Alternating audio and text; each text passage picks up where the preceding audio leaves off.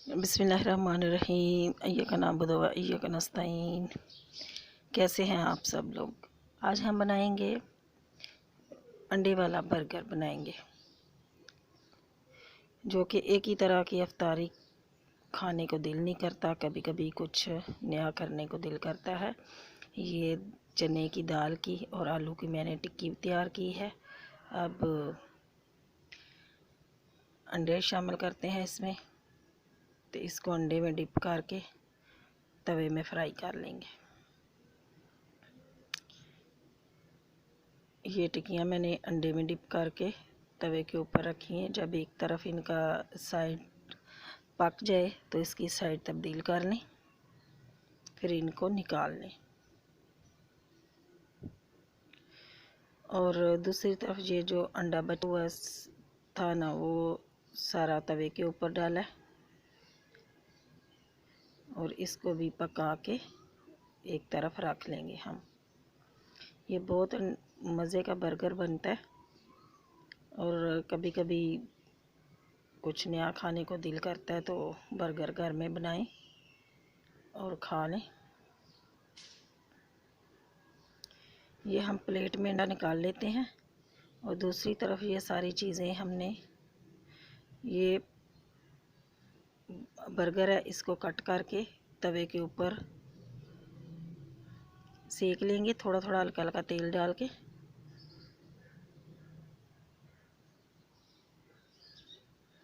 मैं 4 बर्गर बना रही हूँ और चारों को सेक लेंगे। पहले चारे बर्गर मेरे सिक गए हैं। अब ये चीज़ें हैं, कबाब भी हमारे तैयार हो गए हैं, अंडा भी पक गया है, ये खीरा और प्याज है, ये दही वाली चटनी है, ये मेयोनीज़, बंद गोभी और केचप, चाट मसाला वगैरह। ये बर्गर लेंगे, सबसे पहले इसके ऊपर हम चटनी लगाएंगे। आप चाहे तो ग्रीन चटनी लगा लें या इमली की चटनी लगा लें। चटनी लगा के ऊपर बंद गोभी मेयोनीज़ रखेंगे और इसके बाद ये टिक्की रखेंगे और फिर कोई खीरे और प्याज रख लेंगे, फिर अंडा रखेंगे,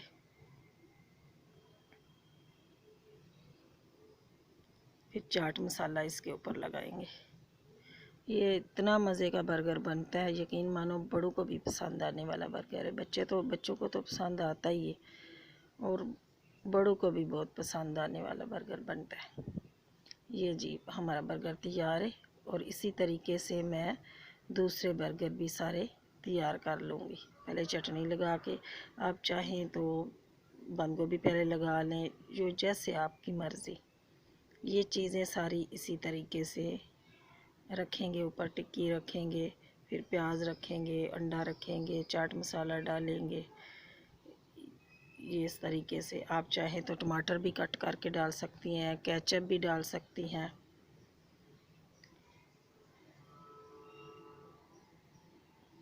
चाट मसाला डालें, ये थोड़ी सी केचप डालें, बहुत मज़े का बर्गर बनता है। ये इस तरीके से मैं चारों बर्गर बना के तैयार कर लूँगी। ये देखें माशाल्लाह सुभान अल्लाह, बहुत मज़े का बर्गर बने।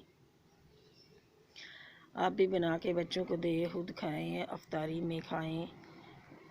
अल्लाह ताला आपको अपने हिफ्ज़-ओ-मान में रखे, दुआओं में याद रखना। अल्लाह हाफ़िज़।